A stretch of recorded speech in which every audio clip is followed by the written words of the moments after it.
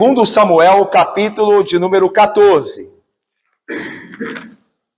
Nós continuamos com a exposição de 2 Samuel.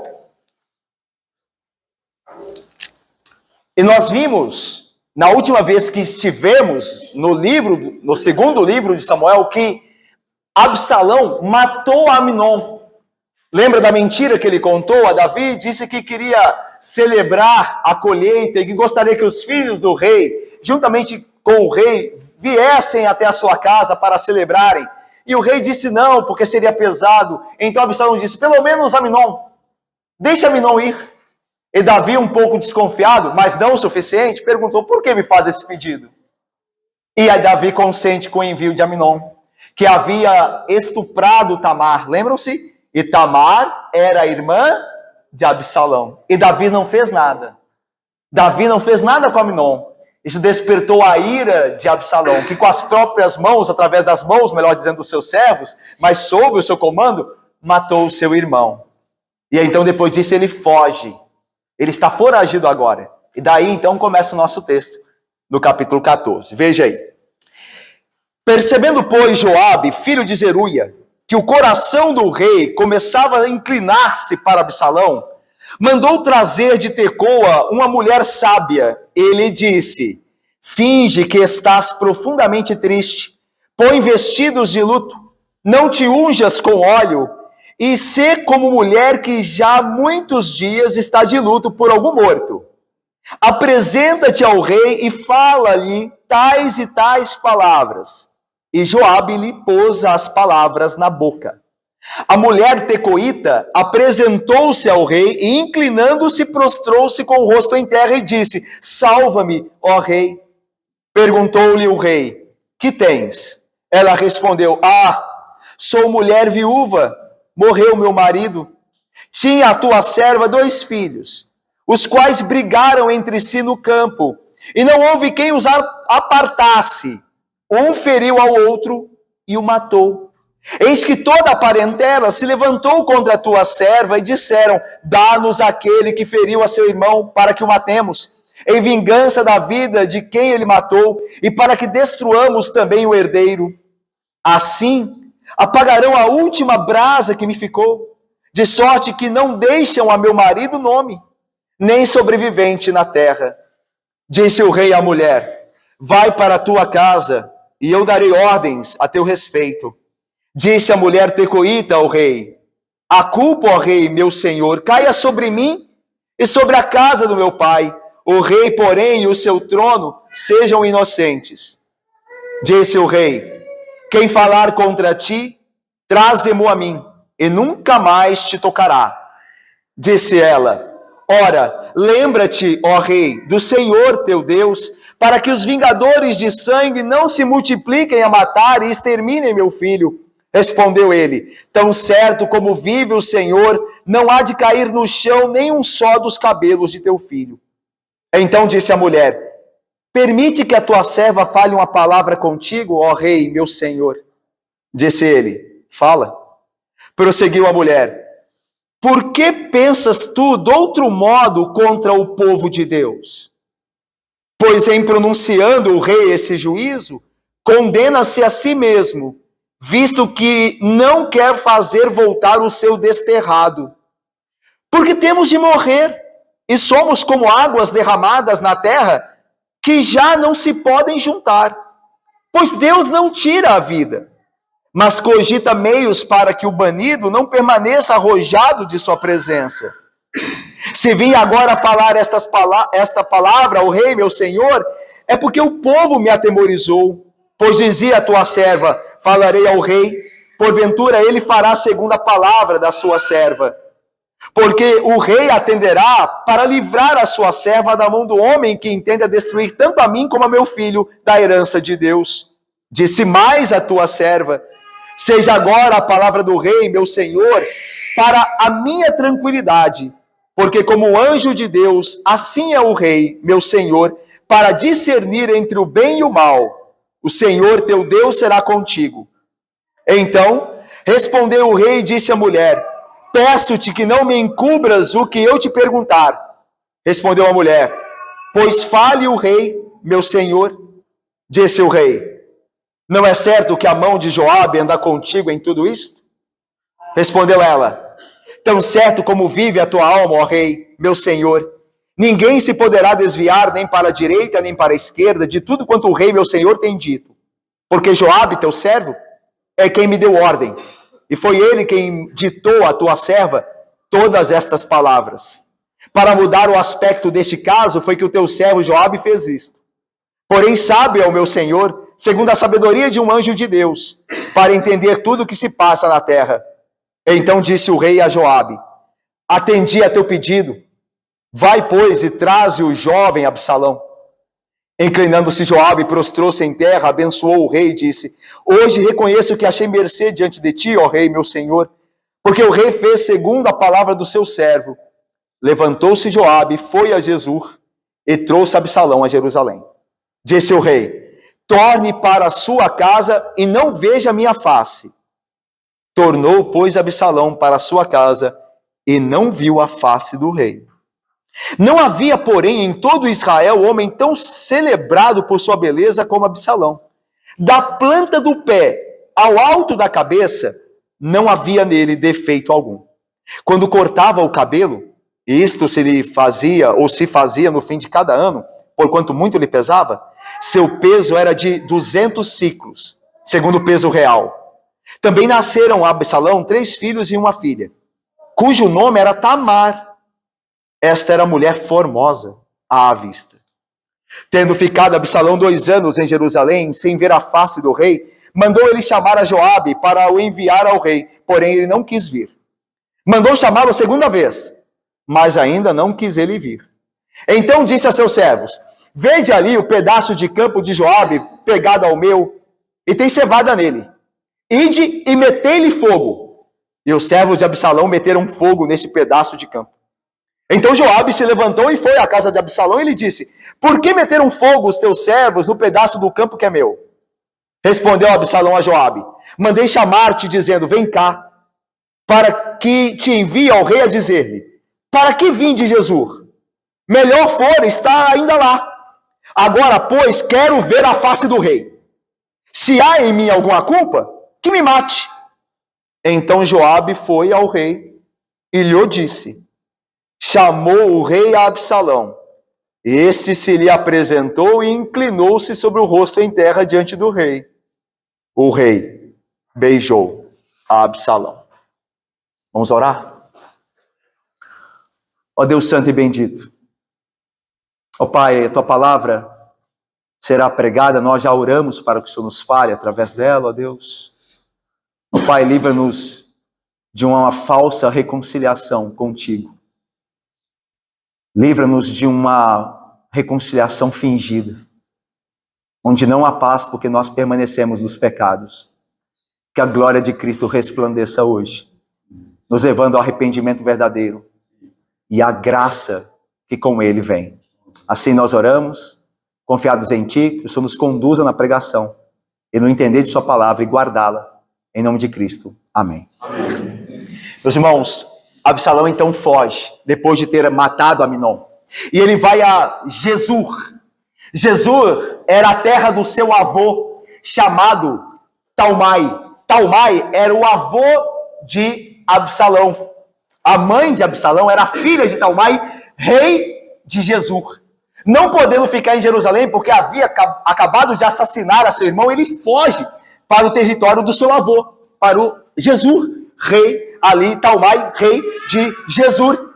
E Davi, diz o texto, para de perseguir Absalão. Olha só o versículo de número 39 do capítulo de número 13 ainda. Então o rei Davi cessou de perseguir Absalão, porque já se tinha consolado acerca de Aminon, que já era morto. A ideia aqui do texto hebraico, do texto original, a ideia de que não só Davi deixou de perseguir Absalão, mas começou a sentir saudade dele. Diz mais ainda. O deixar de perseguir aqui, na estrutura do hebraico, é deixar de perseguir porque não quer mais mal. Então, quer o bem, porque tem saudade do filho, do assassino Absalão. E então Joabe agora, percebendo que o coração de Absalão, o coração do rei Davi se inclina para Absalão, Joabe vê uma oportunidade de reaproximar a ambos. Isso, como nós veremos nos textos seguintes, se Deus permitir, criará o contexto, essa falsa reaproximação, criará o contexto para a revolta de Absalão. Absalão vai desejar e vai operar para matar Davi, seu pai. E Davi vai ter que fugir de Jerusalém. Isso tudo porque no reino de Davi começa-se a tolerar pecado e não se julgar o que deve ser julgado. Já começou com Joabe. Esse Joabe aqui, que é o chefe, comandante, general das tropas de Davi, e que é sobrinho de Davi, porque Zeruia, mãe de Joabe, é irmã de Davi. Esse Joabe tinha matado a traição a Abner. Ele já tinha assassinado a Abner. E Davi não fez nada. Agora Absalão mata o próprio irmão e Davi não faz nada. Então começa a se aceitar no reino a injustiça, a tolerância, a falta de fato, disciplina. E quando isso acontece em qualquer lugar, só pode terminar em tragédia. Quando não há justiça, quando não há disciplina para aqueles que não se arrependem, então nós estamos plantando para colher tragédia. E é isso que vai acontecer. Na leniência, na tolerância injusta de Davi, em não tomar posição como deveria ter tomado. Olha só o que diz o texto, versículo 1. Percebendo, pois, Joabe, filho de Zeruia, então Joabe era o general de Davi e também sobrinho, parente dele. Percebendo Joabe, pois, filho de Zeruia, que o coração do rei começava a inclinar-se para Absalão, mandou trazer de Tecoa uma mulher sábia e lhe disse: finge que estás profundamente triste, põe vestidos de luto, não te unjas com óleo, e seja uma mulher que já há muitos dias está de luto por algum morto. Apresenta-te ao rei e fala-lhe tais e tais palavras. E Joabe lhe pôs as palavras à boca. Ou seja, Joabe ensinou a ela, disse a ela o que ela deveria falar. É interessante que o termo aqui, a denominação sábia para a mulher aqui, é a mesma que o autor de 2 Reis usa para Jonadab. Aquele que aconselhou a Aminon a tramar para que a irmã fosse lá fazer bolo para ele comer e ele a estuprasse. O mesmo termo, só que traduzido lá no texto do capítulo 3, é astuto. Então Jonadab era muito astuto. Aqui é traduzido por sábia. Mas é o mesmo termo. Então essa mulher é uma mulher astuta, é uma mulher que tem capacidade de falar bem. E ela é de Tecoa, um vilarejo de Judá, a 16 quilômetros de Jerusalém, ficava Tecoa. E Joabe fica sabendo da fama dela, com as palavras. Ela é articulada, ela sabe falar. E aí Joabe a chama e diz: você vai falar isso e isso da rei Davi, e vai fingir estar enlutada por algum morto da sua casa. E aí veja o texto. A mulher de Tecoíta apresentou-se ao rei. Ela foi de fato. E inclinando-se, prostrou-se com o rosto em terra e disse: salve-me, ó rei. Nós sabemos que a artimanha montada por Joabe, que inclui essa mulher Tecoíta, é para favorecer Absalão, para que ele volte a Jerusalém. Mas a pergunta é, por que Joabe está preocupado com Absalão? Porque o texto não diz. Por que Joabe quer trazer Absalão de volta? Os teólogos, os intérpretes, os estudiosos da Bíblia, eles ao olharem para esse texto e o contexto, eles sugerem que Joabe está de olho em Absalão. Por quê? Porque Davi está ficando velho. E é o filho de Davi, no caso, o mais velho que é Absalão, que vai substituí-lo. E Joabe vê em Absalão alguém capaz de substituir Davi. O texto vai informar da beleza de Absalão, da sua presença imponente. Então Joabe, que julga as coisas carnalmente, ele vê em Absalão o ideal descendente de Davi para sentar-se no trono. Então ele está temendo que Absalão, não estando em Jerusalém, e o trono fique vago com a morte de Davi, que haja um levante em Israel por conta da vacância do trono. Então ele teme isso, ele quer promover uma passada de trono tranquila em Israel. E obviamente ele está pensando nele também. Porque Joabe faz parte da família. Ele sabe que Absalão é o que tem direito ao trono porque é o mais velho. Embora não é Absalão que Deus vai escolher. Porque Deus não julga segundo a carne. Mas na imagem de Joabe, é Absalão que vai sentar no trono. Então ele está preocupado com isso. Então ele quer trazer até para garantir o lugar dele no reino. Porque se Absalão sentar no trono, como geralmente deveria ser o ordinário, que é o mais velho, então Absalão vai se lembrar que foi por Joabe que ele voltou para Jerusalém. O que favorece Joabe continuar no cargo de general-chefe. Então veja, ele pensa no reino, mas ele pensa mais nele. É provavelmente por isso que ele está preocupado com o retorno de Absalão. A mulher então vai ao rei e clama, salva-me, ó rei. E o rei pergunta, que tens? Qual o problema? Ela responde, sou mulher viúva. Pronto, o rei já ficou preocupado, tem que ajudar. Porque lembra que em Israel havia o mandamento de dar assistência às viúvas e aos órfãos, aqueles que não têm ninguém por si. Quando ela diz, sou viúva, o coração do rei já amolece. E aí, até aí com razão. Porque há o mandato de Deus de cuidar da viúva, não deixar a viúva desamparada. E ela diz, eu sou viúva, morreu meu marido. Mas a tragédia que ela cria aqui, porque é uma história que ela é obrigada a contar e se voluntaria a contar, a história fica mais trágica. Olha só, tinha a tua serva, versículo 6, 2 filhos, os quais brigaram entre si no campo e não houve quem os apartasse. Um feriu o outro e matou. A construção aqui do texto hebraico, a ideia de que houve um acidente. A ideia de que eles se desentenderam, os 2 filhos, na história fictícia da mulher, nessa parábola, os filhos se desentenderam, começaram a brigar, mas nenhum dos 2 tinha por intuito final matar um ao outro. O que acontece na briga? Por acidente. Isso pode acontecer mesmo. Pessoas que se exaltam, começam a se machucar e acontece alguma coisa fora e a pessoa morre, a outra. A ideia é essa. Que houve uma morte, mas foi acidental porque os 2 brigavam. A ideia é que não foi algo premeditado, como fora o crime de Absalão. Muito bem. Absalão foi premeditado, Vitória. Absalão planejou a morte de Aminon. Não foi um acidente. Foi engano. Então você já vê que a história já está prejudicada. Porque a mulher vai usar essa história para amolecer o coração de Davi. Vai dizer assim para ela, vai dizer para ele, você se compadece do meu filho? Mas do teu filho você não se compadece? O teu filho você deixa desterrado? Traz o teu filho de volta. Mas veja, tem um prejuízo na história, não é a mesma história. Porque o filho fictício aqui morre, mata um outro por acidente. Não teve culpa porque os 2 brigavam, os 2 atentavam contra a vida um do outro. A Absalão não. Absalão, a traição, matou tendo planejado para isso. O caso é diferente. Mas ela usa faz parecer igual, para amolecer o coração do rei. Então diz mais, versículo de número 7, eis que toda a parentela se levantou contra a tua serva e disseram, dá-nos aquele que feriu a seu irmão para que o matemos. Então era natural, irmãos, ter o chamado o vingador de sangue. Em Israel havia Isabela, Ângela, Marlinéia. Havia em Israel o chamado vingador de sangue. Quem que era o vingador de sangue?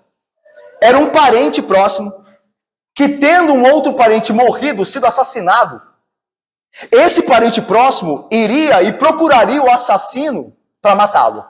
Era chamado vingador de sangue. É óbvio que Israel, irmãos, naquele tempo não tinha o sistema judicial que nós temos hoje. Então, a execução passava pelo parente mais próximo. Então, se alguém houvesse de matar um parente meu naquele tempo, e ele fugisse, o parente próximo ia atrás dele para fazer justiça. Porque o sangue foi derramado injustamente. Então a ideia aqui que a parentela se juntou para matar o irmão que matou o outro, era algo que acontecia mesmo. Eles estão querendo a vingança, porque houve morte. Só que segundo a mulher, uma morte que foi um acidente. Nesses casos também, em Israel, se providenciava um recurso judicial para que um inocente, ou seja, alguém que matasse a outro por um acidente, não fosse condenado à morte pelo vingador de sangue, que eram o quê? As cidades refúgios. Muito bem. As cidades refúgios eram um meio para alguém que matou por acidente não ser condenado à morte também injustamente. Então o que acontecia? Vamos supor, eu matava um parente meu ou alguém por acidente. O que eu fazia? Eu corria para uma das cidades de refúgios estabelecidas pela lei de Moisés, eram espalhadas pelo território da Terra Prometida, e lá eu permanecia para que os anciãos daquela cidade julgassem a minha causa. E lá eles poderiam dizer, olha, é inocente ou é culpado. Se fosse culpado, era entregue ao vingador de sangue. Se fosse inocente, após a morte do sacerdote que havia investigado aquilo, ele poderia sair livre. Então essa era a ideia. Então veja, no caso aqui era até simples. O filho da mulher que havia matado outro irmão tinha que ir para uma cidade de refúgio. E você vê que ele não vai. Ela diz, me ajuda, Davi. Porque ela quer chegar no ponto de Absalão. Ela quer amolecer o coração do rei para que Absalão seja reconciliado com o rei. Olha o versículo 8. Disse o rei à mulher, vai para a tua casa e eu te darei ordens a teu respeito. Então Davi se comove e diz, olha, nada vai te acontecer e a sua família também não, a seu filho. Disse a mulher tecoíta, a culpa, ó rei, disso caia sobre mim, viu? Jamais sobre ti e o teu reino, o teu trono. O Senhor não seja culpado do que decidir, porque é eu que estou vindo clamar ao Senhor. Essa ideia está querendo inocentar Davi. Entendeu? E a ideia é mais, olha só o versículo de número 10. Disse o rei, quem falar contra ti, traze-mo a mim e nunca mais te tocará. Disse ela, ora, lembra-te, ó rei do Senhor, teu Deus, para que os vingadores de sangue, a gente acabou de falar deles, não se multipliquem a matar e exterminem meu filho. Respondeu ele, tão certo como vive o Senhor, não há de cair no chão um só dos cabelos de teu filho. Então, Davi promete segurança a esse filho fictício, a esse filho criado. Davi está pensando que a história é verdadeira. É uma parábola contada ali. E é interessante que a gente lembra da parábola contada por Natã. Natã, quando foi desafiar Davi ao arrependimento, enviado por Deus, conta uma parábola, lembra? Havia um homem que tinha uma ovelhinha. E quando Davi diz, esse homem tem que morrer, o homem que tomou a ovelha. Aí Natã diz, esse homem é você. Aqui a mulher de Tecoa cria uma parábola também. Só que é uma diferença fundamental entre as duas. A de Natã tenta despertar a consciência de Davi contra os seus sentimentos. A dessa mulher tenta fazer o contrário. Despertar os sentimentos contra a consciência. A de Natã queria dizer a Davi, você sente o que é mal. Você sentiu atração por uma mulher casada. Você sentiu que Deus não viu isso. Você continua sem se arrepender. Você está sentindo que está tudo bem.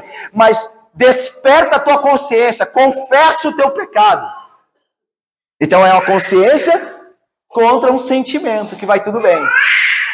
No caso da mulher de Tecoa, é o contrário.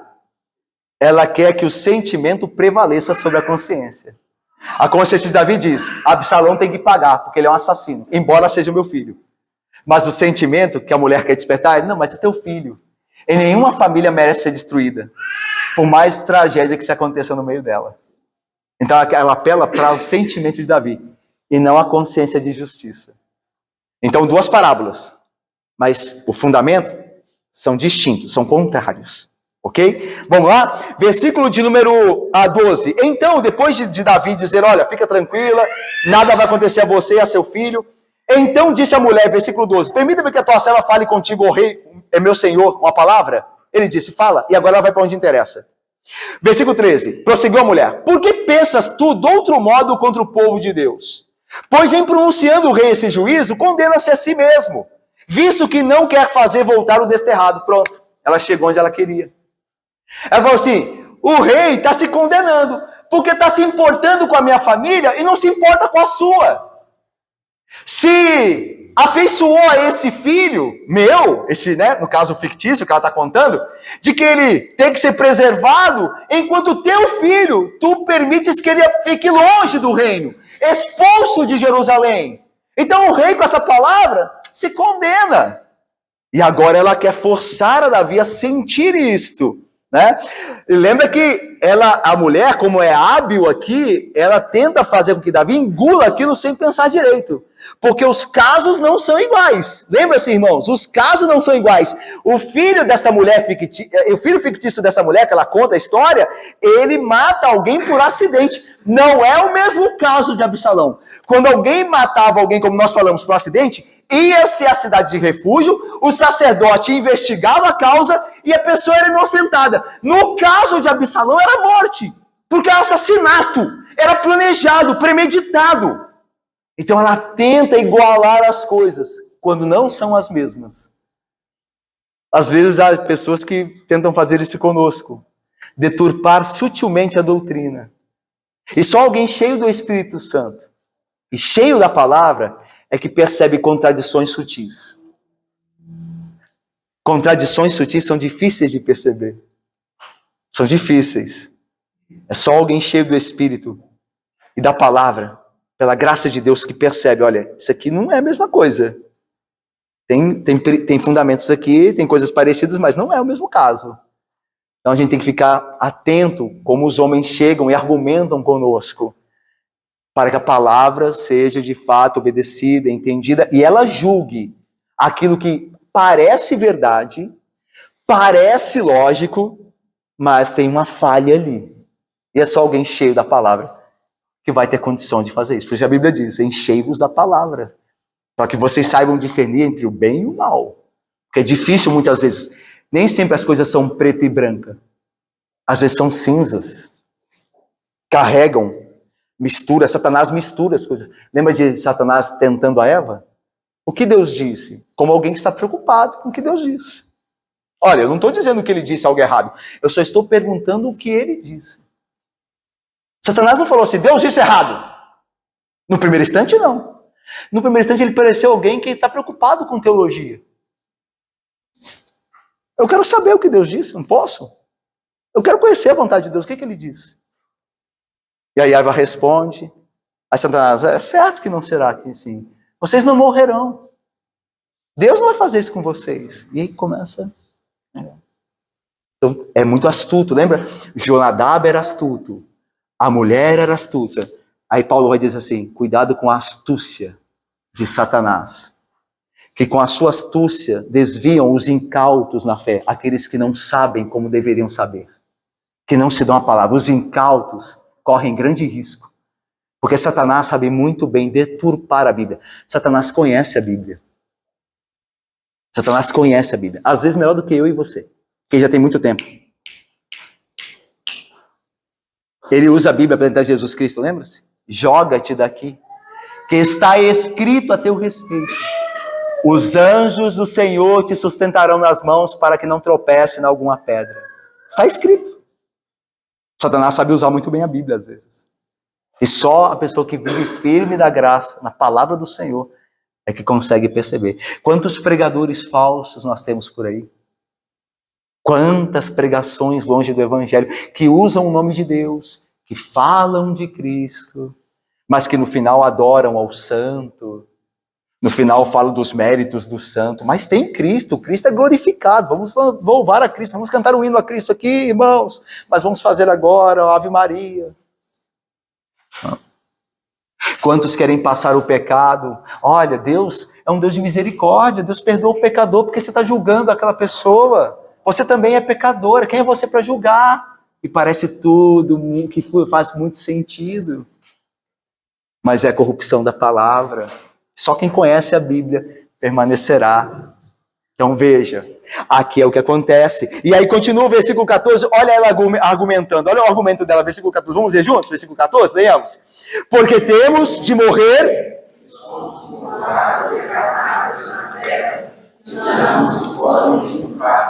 Pois Deus não tira a vida, mas tira meios para que o bandido não permaneça arrojado. Então olha só o que ela diz. Você pode ajuntar a água que caiu na terra? Está carregando um vaso de água, um balde de água, ela cai na terra. Você pode ajuntar? Você não pode ajuntar. Você perdeu aquela água, certo? É o que ela diz assim é a morte. A morte acontece. Tem como você voltar com a pessoa viva? E é uma verdade.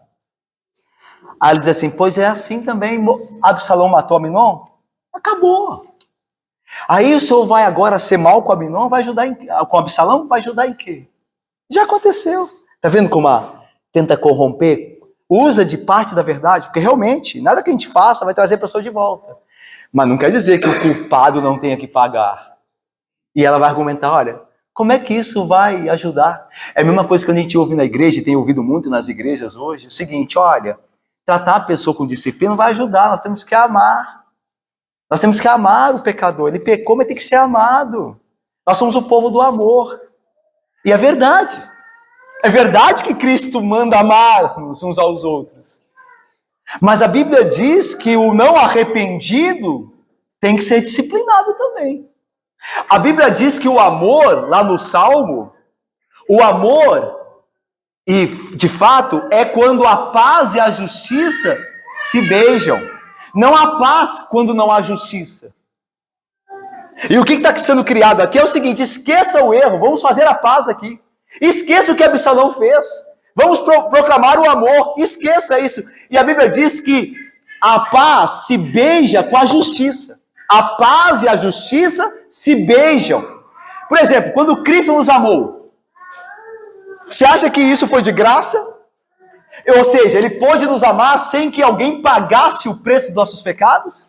Não. Teve que haver justiça para que nós tivéssemos paz com Deus. Deus não deu nos da sua paz de graça. Alguém pagou pela paz que recebemos. Alguém teve que morrer. Cristo teve que derramar o seu sangue para que houvesse paz. Daí então o Salmo diz: a justiça e a paz se beijaram em Cristo. Porque Deus, nós vimos na leitura da nossa liturgia no início, Deus é misericordioso, porém não inocenta o culpado. O culpado que não se arrepende, ele não inocenta. E no nosso contexto hoje, as pessoas têm dito que sim, não inocenta. Não precisa se arrepender, não, é assim mesmo. Todo mundo peca. Pode viver sua vida de pecado, porque a graça está aí para isso. E a Bíblia não diz isso. A Bíblia fala da graça ao pecador, mas o pecador que se arrepende. O pecador que é contrito. Por que Deus perdoou o pecado de Davi? Porque Davi se arrependeu. Ele confessou o seu pecado. Ele confiou no sangue de Cristo. Limpa-me com isopo e ficarei limpo. Lava-me com isopo, que era o ramozinho que os sacerdotes usavam para aspergir o sangue do sacrifício. Limpa-me com sangue, eu ficarei limpo. Ele clamou pela justiça de Cristo. Ele foi perdoado. Mas Absalão não clamou por nada. Absalão é impenitente. Absalão é duro. Como é que ele pode ser reconciliado? Como é que ele pode ter a paz? Se ele não se arrependeu. Então veja como o mundo é. Como ele faz nos crer nessas coisas. Que nós podemos pecar e pecar, que Deus vai nos dar a graça dele, independente da justiça.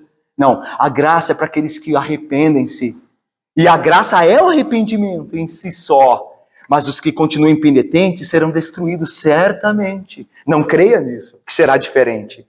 Mas a mulher quis fazer com que Davi acreditasse que seria diferente. Diz, olha só o que ela diz: Deus não tira a vida, mas cogita meios que o banido não permaneça arrojado de sua presença. É verdade, Deus não tem prazer na morte. Ele tem prazer que o pecador se arrependa e viva. A Bíblia diz isso. O profeta diz isso. Mas que se arrependa o pecador e viva. E não a vida dada ao pecador que não se arrepende. Porque senão a justiça não é feita em Cristo. A fé em Cristo é a justiça de Deus. E quando alguém não crê em Jesus Cristo, não há justiça para que ele tenha paz. Por isso a mulher usa um argumento que parece verdadeiro. Mas no fundo, se você olhar bem, não é. Não há paz sem fé naquele que cumpriu a justiça por nós, sem arrependimento e fé. Se a pessoa continua em seu pecado impenitente, não há paz para ela. Tanto que a Bíblia diz, né? Os ímpios clamam por paz, paz, mas virá sobre eles repentina destruição. Isso está no Novo Testamento. Clamam por paz, paz, mas virá sobre eles repentina destruição, porque não se arrependem. Há paz sim, para aqueles que creem que Jesus Cristo é a justiça de Deus, que Jesus Cristo morreu por eles, pagou o preço por eles, e eles se entregam em arrependimento a esse Cristo. Vamos mais? Versículo 15. Olha aí. Se vim agora falar esta palavra ao rei, meu senhor, é porque o povo me atemorizou, pois dizia a tua serva: falarei ao rei porventura, ele fará segundo a palavra da sua serva, porque o rei atenderá para livrar a sua serva da mão do homem que intenta destruir tanto a mim como meu filho da herança de Deus. Veja que a mulher, ela continua proclamando a parábola dela como verdade. Ela dá uma chamada no rei e continua sustentando essa história inventada, ok? Tanto que Davi vai pressioná-la. Porque Davi é que vai descobrir, diferente de Natã. Lembra a parábola de Natã? Natã vai, depois de ter contado a parábola, Natã diz assim: tu és o homem. Aí acabou. E aí Davi entende que o que contado foi para chegar até ele. Aqui não. Aqui a mulher continua dizendo do filho fictício dela que morreu e tudo mais. Até Davi dizer: isso aí foi Joabe que mandou, não foi? Aí ela é obrigada, por temer a própria vida, mentir para o rei. Ela diz: realmente foi ele que botou isso na minha boca. Mas ela não reconhece que é uma parábola, ela continua empurrando a mentira. Entendeu? Então há uma diferença com Natan lá. Então veja, versículo 17, irmãos. E aqui nós vamos terminar, tá? Nosso texto é grande. Vamos parar por aqui. E se Deus permitir, domingo que vem, nós continuamos. Versículo 17, vamos ler juntos? Dizia mais a tua serva: seja agora, meu Senhor, para a minha tranquilidade, porque como anjo de Deus, assim é o rei, meu Senhor, para discernir entre o bem e o mal. O Senhor, teu Deus, será contigo. Quando nós queremos que alguém nos dê algo, ou que alguém pense conosco, a nossa inclinação carnal é acrescentar aos nossos argumentos bajulação. Nós bajulamos as pessoas para que elas se derretam. E é o que a mulher está fazendo aqui. Tu és, Davi, como anjo de Deus. Assim é o rei, para discernir entre o bem e o mal. A última coisa que Davi está fazendo na fase dele aqui, nessa fase da vida, é discernir entre o bem e o mal. A última coisa. Joabe matou a Abner. Ele não fez nada. Aminon estuprou a sua filha e irmã, a filha de Davi, irmã dele, Tamar, e ele não fez nada. Absalão mata Aminon e ele não faz nada. A última coisa que Davi está fazendo é discernir entre o bem e o mal. Ele está completamente perdido. Ele não sabe nada. Mas a gente que diz, você sabe sim. Você é um anjo de Deus. Deixa eu lhes falar. A pior coisa que nós podemos ter ao nosso lado é alguém que não nos adverte, não nos confronta com nossos pecados, mas fica nos bajulando. Pior coisa. Pior coisa é, se você quer ter uma péssima companhia, você procure gente assim.